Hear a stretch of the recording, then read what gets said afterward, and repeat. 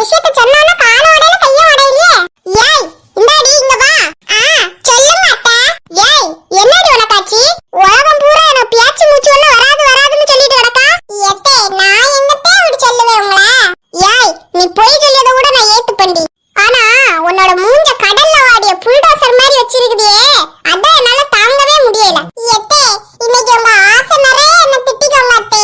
இன்னைக்கு ராத்திரி ஆனாலும் உங்களால என்ன திட்ட முடியுமோ என்னவோ. ஏலே இதெல்லாம் நீ கவனிக்க மாட்டியால? பாரு எப்படி என்ன பார்த்து சொல்லியானே. எம்மோ அத நாங்க இருக்கிறல்ல. நீங்க